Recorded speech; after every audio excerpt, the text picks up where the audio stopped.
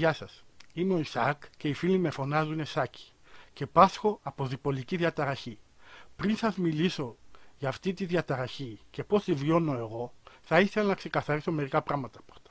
Το πρώτο είναι ότι αυτό το βίντεο είναι το πρώτο μου βίντεο που φτιάχνω στο YouTube. Γι' αυτό συγχωρέστε με όποια λάθη κάνω, όπως είπα τη λέξη πρώτο 3 φορές και μαζί με αυτή που είπα τώρα 4 φορές. Τόσο boomer είμαι. Και το άλλο είναι ότι εγώ είχα γράψει ένα άλλο κείμενο για να σας μιλήσω για τη διπολική διαταραχή και πώς τη βιώνω εγώ, αλλά το άλλαξα. Και ο λόγος είναι ότι μίλαγα με τη φίλη μου στο Messenger, στο Facebook, και η συζήτηση έφερε για τη διπολική διαταραχή και πώς τη βιώνω και της εξηγούσα μερικά πράγματα, πώς το βιώνω εγώ, τι τραβάω και τέτοια. Και σε μια φάση με ρωτάει, να σου πω, μου λέει, όλα αυτά σου τα είπε ο ψυχίατρος? Και της λέω, όχι, δεν μου τα είπε όλα ο ψυχίατρος. Μερικά τα βρήκα στο ίντερνετ και μερικά έκανα έρευνα. Και άρχισε να μου φωνάζει, καλά είσαι χαζό ρε, ψάχνεις στο ίντερνετ και τέτοια. Εγώ όταν ήμουν έγκυος έψαχνα στο ίντερνετ τι έχω και τέτοια. Και μου βγάζει ότι έχω 1000 πράγματα. Αγχώθηκα, πήγα στο γιατρό μου και του είπα, γιατρέ, αυτό και αυτό. Και μου είπε ο γιατρός μου, ψάχνεις στο ίντερνετ ρε, σε εμάς θα ρωτάτε. Κοιτάξτε, από τη μία έχει δίκιο η φίλη μου. Αλλά από την άλλη, η έρευνα δεν γίνεται έτσι. Η σωστή έρευνα βάζει τις σωστές ερωτήσεις για να πάρεις τις σωστές απαντήσεις. Άμα βάλεις λάθος ερωτήσεις, θα πάρεις λάθος απαντήσεις. Φανταστείτε το Google, το ίντερνετ δηλαδή, σαν μια τεράστια βιβλιοθήκη. Θες να κάνεις εσύ μια έρευνα, ας πούμε, για τον πλανήτη Γη. Εντάξει. Και θες να μάθεις πράγματα γι' αυτό. Άμα πας στη βιβλιοθήκη και διαλέξεις ένα βιβλίο που γράφει η Γη είναι επίπεδη, εσύ είσαι ηλίθιος. Όχι η βιβλιοθήκη, δεν φταίει η βιβλιοθήκη σε τίποτα. Έτσι είναι και το ίντερνετ. Άμα θες να μάθεις κάτι και μπαίνεις, ξέρω, σε μια σελίδα που λέγεται ο ταξιτζής τα ξέρει όλα.com, δεν φταίει το ίντερνετ, εσύ φταίς που μπήκες σε αυτή τη σελίδα. Και με τα πολλά άλλαξα το κείμενο. Το έφερα πιο πολύ και να ενημερώσω, αλλά και να μιλήσω και για τους ανθρώπους γύρω μου πώς βιώνουν τη δικιά μου ασθένεια. Όλα αυτά που θα σας πω σήμερα και τις πληροφορίες που τις έχω αντλήσει από ψυχίατρο και ψυχολόγο που έχω πάει, από μια συγγενή μου που έχει διπολική διαταραχή, από πολλούς ψυχολόγους και ψυχίατρους που έχουν βγει στην τηλεόραση και στο YouTube και έχουν βγει και έχουν μιλήσει σε εκπομπές και σε συνέδρια. Έχω μιλήσει με διπολικούς και ψυχίατρους σε δίκτυα κοινωνικής δικτύωσης. Έχω παρακολουθήσει ντοκιμαντέρ, έχω δει ταινίες. Πάρα πολλά έχω μάθει και από ένα stand-up κωμικό, το Στέλιο Ανατολίτη. Που αυτός, άμα δεν ήταν, ειλικρινά σας λέω ότι αυτό το βίντεο δεν θα το φτιάχνα, γιατί είναι αυτός που με έκανε να μην τραπώ και να βγω μπροστά σας και να μιλήσω για αυτό το θέμα. Και τώρα που είπα Στέλιος Ανατολίτης, γιατί είναι ένας πολύ διαβασμένος και ιδιοφυής άνθρωπος, θέλω να είμαι απόλυτα ειλικρινής μαζί σας. Φυσικά έχω βάλει όλες τις πηγές κάτω από το βίντεο, αυτό εννοείται. Αλλά για να είμαι απόλυτος ειλικρινής μαζί σας, εγώ, παιδιά, τελείωσα το γυμνάσιο και αυτό με το ζόρι. Ο λόγος, εντάξει, οι λόγοι ήταν πολλοί. Εγώ γεννήθηκα στην Τουρκία, τελείωσα το δημοτικό στην Κωνσταντινούπολη, έκανα τουρκικό σχολείο εκεί, μετά ήρθα εδώ, έκανα ελληνικό, έτρωγα μπούλινγκ λόγω ότι ήρθα από την Τουρκία και με λέγανε και Ισάκ κιόλας. Το πρωί δούλευα στο μαγαζί του πατέρα μου, του βοηθούσα να φτιάξει παραδοσιακά έπιπλα και αναπαλαιώσεις στην επιχείρησή του και το βράδυ πήγαινα νυχτερινό. Έπαθα και από διπολική διαταραχή, από μικρός. Μάλλον είχα και έλλειψη προσοχής, το ψάχνουμε αυτό ακόμα.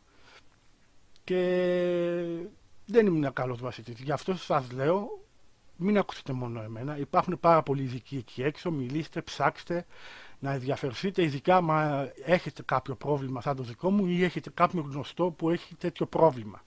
Στο θέμα μας. Τι είναι η διπολική διαταραχή? Η διπολική διαταραχή, γνωστή και ως μανιοκατάθλιψη, είναι μια νόσος ψυχική. Τα άτομα αυτά βιώνουν ανεβασμένη διάθεση ή χαμηλή διάθεση. Η ανεβασμένη διάθεση προκαλεί μανία που είναι...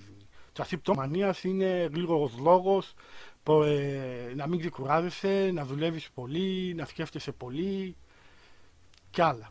Χαμηλή διάθεση, η ευεραίσθητη διάθεση προκαλεί καταθλιπτικά επεισόδια που είναι αυτοκτονικές τάσεις, αυτοκαταστροφικές τάσεις, αρνητικές σκέψεις, ύπνος, χαμηλή διάθεση κτλ. Αυτά που σας είπα τα έχουν όλοι όσοι έχουν διπολική διαταραχή. Αλλά η διπολική διαταραχή χωρίζεται σε 4 στάδια. Για να μην σας τα πω όλα, χωρίζεται από τα πιο ήπια που είναι η χαμηλή διάθεση και η ανεβασμένη διάθεση, Μετά είναι τα πιο βαριά που έχει μανιακά επεισόδια και καταθλιπτικά επεισόδια, ψευδαισθήσεις, παραισθήσεις, βία ξεσπάσματα.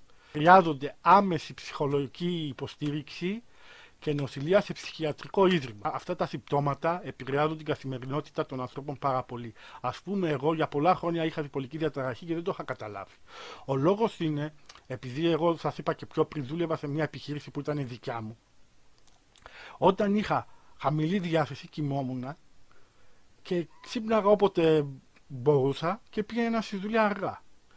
Και το αναπλήρωνα όταν πάθαινα ανεβασμένη διάθεση και τότε δούλευα Σαββατοκύριακα, γιορτές, αργίες και 14 και 16 ώρες την ημέρα, μερικές φορές έφευγα και το πρωί και έτσι τα συμπληρώνα και για πολλά χρόνια περνούσαν οι μέρες και δεν το είχα καταλάβει ότι είχα διπολική διαταραχή μέχρι που έπαθα το μανιοκαταθλιπτικό επεισόδιο. Λοιπόν, για να σας πω πώς το πέρασα αυτό, για να καταλάβετε τι ήταν αυτό το επεισόδιο, θα σας πω μερικά πράγματα. Εγώ έχω περάσει διάφορα στη ζωή μου. Έχω πάσει πάρα πολλά ατυχήματα, να είναι καλά η ζωή. Έχω πάσει ατύχημα με το δίσκο στη δουλειά και έχω κόψει το τένοντα και έχω βάλει τιτάνιο σε αυτό το δάχτυλο. Έχω πάρει την πλάνη εδώ πέρα αυτό το δάχτυλο και μου λείπει ένα κομμάτι. Έχω κοπεί μια τζάμι εδώ και έχω κάνει ράματα. Έχω κάνει και εδώ ράματα, έχω κοπεί με τζάμι. Έχω πάσει παγκρατίτιδα, προστατίτιδα. Έχω κάνει ρασοσκόπηση. Έχω κάνει χειρουργία στα δόντια.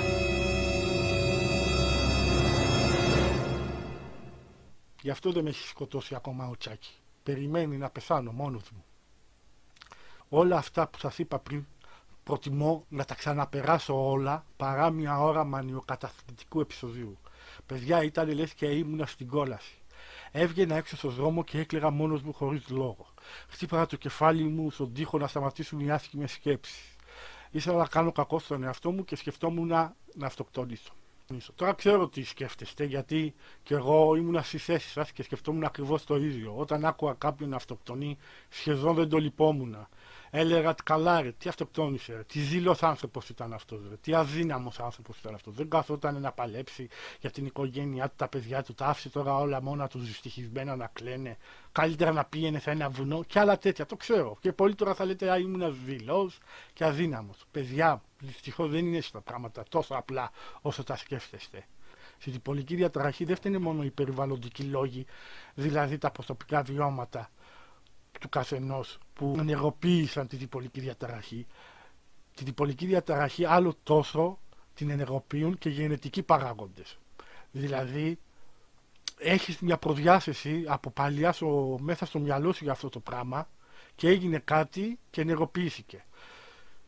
Είναι δηλαδή και τα βιώματά σου και το μυαλό σου. Είναι 50-50. Το ένα βοηθάει το άλλο για να ενεργοποιήσει. Λοιπόν, για να σας δώσω να καταλάβετε. Όλοι λένε ότι ο Ρόμπιν Γουίλιαμς αυτοκτόνησε γιατί είχε κατάθλιψη. Όχι, παιδιά, ο Ρόμπιν Γουίλιαμς δεν αυτοκτόνησε επειδή είχε κατάθλιψη. Όταν πέθανε, του κάνανε αυτοψία στον εγκέφαλό του και του βρήκαν όλα τα νεύρα καταστραμμένα. Αυτό ξέρετε τι σημαίνει? Ότι δεν είναι καθόλου ευτυχία. Όλες οι ουσίες που χρειάζεται ο εγκέφαλός μας για να μας προκαλέσει χαρά λείπανε. Και αυτό του προκαλούσε πέρα από τη δυστυχία και ένα τέρας θα τον ακολουθεί συνέχεια από πίσω του, του προκαλούσε ψευδαισθήσεις, παραισθήσεις και αλλαγή στη συμπεριφορά του, όπως ακριβώς η διπολική διαταραχή. Αλλά μη φοβάστε, εγώ δεν έχω παραισθήσεις. Έτσι δεν είναι, Τσάκη,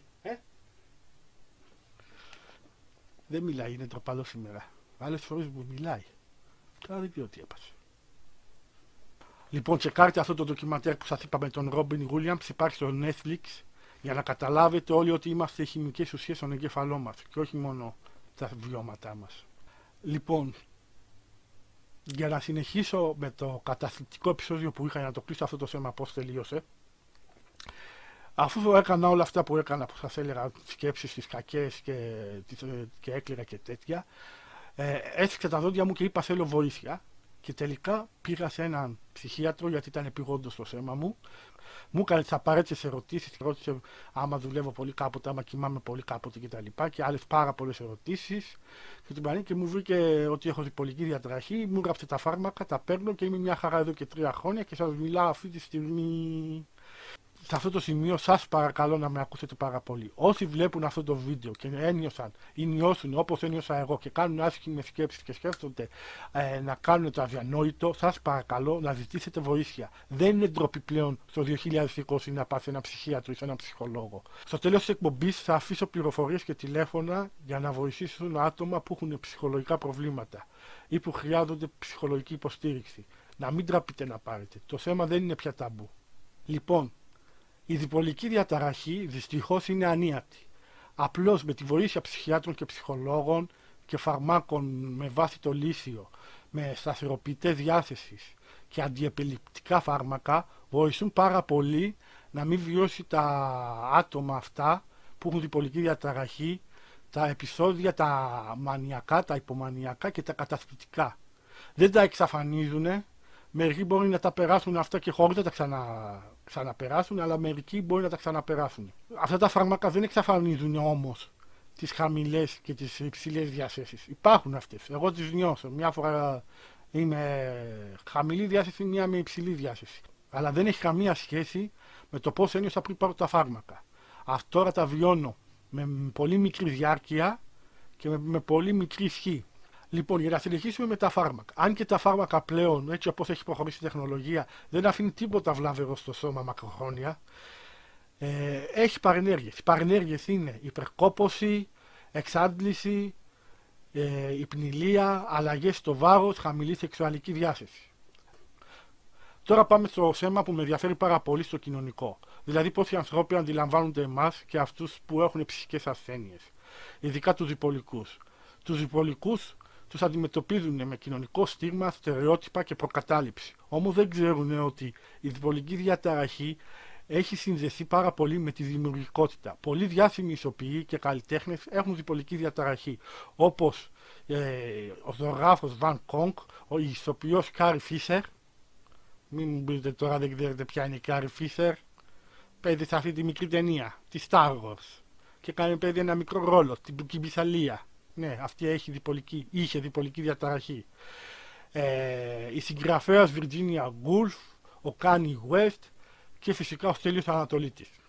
Για να συνεχίσουμε με την κοινωνία, πώς αντιλαμβάνεται τους ψυχικά ασθενείς και τους διπολικούς, θα ήθελα να πω ότι όπως υπάρχουν σωματικές ασθένειες, όπως είναι ο διαβήτης, η χολυστερίνη, οι καρδιακές παθήσεις, δεν μου έρχονται άλλα στο μυαλό τώρα. Έτσι είναι και οι ψυχικές ασθένειες. Υπάρχουν πάρα πολλές. Υπάρχει σχιζοφρένεια, υπάρχει κατάθλιψη, μείζωνα κατάθλιψη, υπάρχει ξοφοβία, η αγοροφοβία, το κοινωνικό άγχος, το μετατραυματικό στρες, αυτισμός, ελλειμματική προσοχή, υπερκινητικότητα. Όλα αυτά θέλουν διαφορετική θεραπεία και διαφορετικά φάρμακα. Γιατί το λέω αυτό? Γιατί έρχεστε πάρα πολύ που έχετε μια ψυχική πάθηση και έχετε γίνει καλά, αλλά δεν είναι η ίδια ψυχική πάθηση που έχω εγώ. Και μου λέτε να κάνω αυτά που κάνετε εσείς. Και θέλετε να κάνετε αυτό που κάνετε κι εσείς για να γίνω καλά εγώ. Εγώ δεν μπορώ να γίνω καλά με αυτά που μου λέτε εσείς. Δηλαδή έρχεστε περισσότεροι και μου λέτε να κάνω γυμναστική. Όχι ρε παιδιά, γυμναστική δεν δουλεύει σε μένα. Μακάρι να δούλευε. Όχι πέρα από τα φάρμακα που με προκαλούν κούραση και τέτοια και δεν μπορώ να ανέβω ούτε μια σκάλα. Αυτό όμως θα διορθωθεί στο μέλλον. Είναι ότι εμένα και πολλούς διπολικούς, εκτός ελαχίστων, όταν κάνουν πολύ γυμναστική και κουράζονται ψυχικά ή σωματικά υπερβολικά, τους πιάνουν πάλι τα δικά τους, υποτροπιάζουν. Όπως λειτουργούν αντίστροφα και υποτροπιάζουν και με τα ναρκωτικά. Οι περισσότεροι διπολικοί δεν μπορούν να πάρουν ναρκωτικά γιατί παθαίνουν το αντίθετο. Ή άμα κάνουν χασίση. Εγώ μια φορά έκανα χασίση στη ζωή μου πριν πάρα πολλά χρόνια και ένιωσα στα αναχώρια κατάθλιψη, τα νιώσα όλα. Δεν ήθελα τη ζωή μου. Δεν λειτουργεί το χασίση σε μένα. Το ποτό, εγώ δεν μεσάω με το ποτό. Μου προκαλεί υπερένταση. Πάω πέρα, δώσω και μιλάω ακατάπαυστα. Σε πολλούς λίγους διπολικούς που είναι πιο ελαφριά από μένα πιάνει η γυμναστική. Γι' αυτό να ξέρετε ότι κάθε ψυχική ασθένεια έχει άλλη θεραπεία, άλλα φάρμακα. Όμως, το πρώτο βήμα για όλες τις ψυχικές ασθένειες, και το λένε όλοι οι ψυχολόγοι και ψυχίατροι, είναι να παραδεχτείς ότι πάσχεις από μια ψυχική ασθένεια. Να παραδεχτείς δηλαδή ο καθένας την ασθένεια που έχει. Εγώ δηλαδή να παραδεχτώ ότι πάσχω από διπολική διαταραχή. Και ένα από τα κοινωνικά θέματα που θέλω να θίξω τώρα είναι πώς αντιδράνε οι περισσότεροι όταν λέω ότι έχω διπολική διαταραχή. Εγώ όποτε έχω την ευκαιρία, δεν το λέω σαν ξεμπαρκά, λέω ότι έχω διπολική διαταραχή. Το λέω. Όπως έχω και γαστροεσοφαγική παλινδρόμηση που το λέω, έχω και διπολική διαταραχή. Αυτό το λέω γιατί μια μέρα το ξέρω μπορεί να υποτροπιάσω. Και άμα υποτροπιάσω και λέω στον εαυτό μου ότι έχω γίνει καλά, αυτό το τέρας υποτροπίασης μπορεί να με νικήσει. Όμως άμα το παραδεχτώ και το λέω ότι δεν είμαι καλά και ότι έχω διπολική διαταραχή, αυτό το τέρας όταν έρθει της υποτροπίασης θα είμαι έτοιμος να το αντιμετωπίσω, γιατί το περιμένω. Γιατί όταν δεν το περιμένεις, τότε είναι που σε χτυπάει βαριά και γίνεται το αδιανόητο. Με λίγα λόγια, αυτό που θέλω να σας πω, εμείς είμαστε ok που δεν είμαστε φυσιολογικοί. Είμαστε ok που δεν είμαστε ok. Εσείς γιατί έχετε πρόβλημα οι περισσότεροι? Όποτε λέω έχω διπολική διαταραχή, έχω ακούσει. Δηλαδή, δεν έχεις τίποτα, μην ακούω ότι έχει διπολική διαταραχή και τέτοια. Έχω ακούσει άλλαξε τρόπο ζωής και τρόπο σκέψης. Έχω ακούσει ασχολήσου με κάτι για να μην το σκέφτεσαι. Έχω ακούσει δεν θέλεις να γίνεις καλά. Έχω ακούσει γιατί σκέφτεσαι όλη την ώρα αρνητικά. Εγώ αρνητικά λες και θέλω να σκέφτομαι εγώ αρνητικά. Γιατί δεν μπορείς να δουλέψεις. Ένας φίλος μου είχε το ίδιο πρόβλημα με σένα και έγινε καλά. Αρχίδια, δεν γίνεται κανείς καλά με αυτό. Ένας άλλος μου είχε πει ότι να πας να προσευχηθείς στην εκκλησία και θα γίνεις καλά.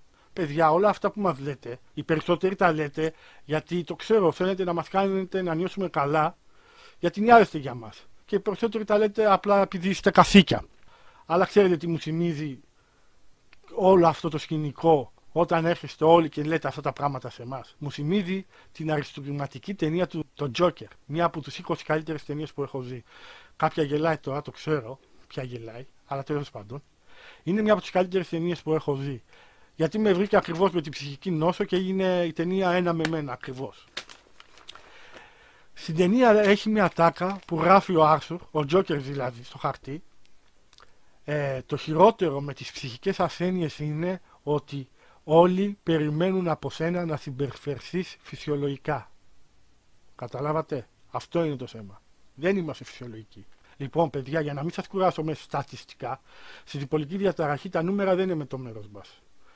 Πολλοί δεν τα καταφέρνουν. Να μην σας κουράσω με αριθμούς, πόσοι φτάνουν στα 70, πόσοι φτάνουν στα 60, πόσοι αυτοκτονούν μετά την πρώτη διάγνωση κτλ. Δεν θέλω να σας πω αυτό. Εγώ θέλω να σας πω και να σας ζητήσω δύο πράγματα. Δύο πράγματα μόνο φτάνουν. Δεν είναι δύσκολο στους διπολικούς που πάσχουν από διπολική διαταραχή. Τουλάχιστον σε μένα και πιστεύω και σε πολλούς άλλους.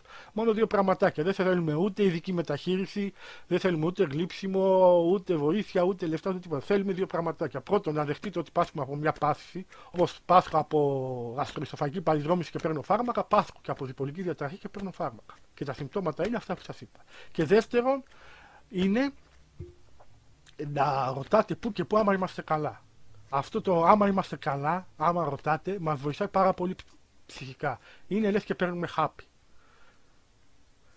Η μισή θεραπεία είναι το περιβάλλον μας, πώς το αντιμετωπίζει, και η μισή θεραπεία είναι η ψυχίατρη και τα φάρμακα.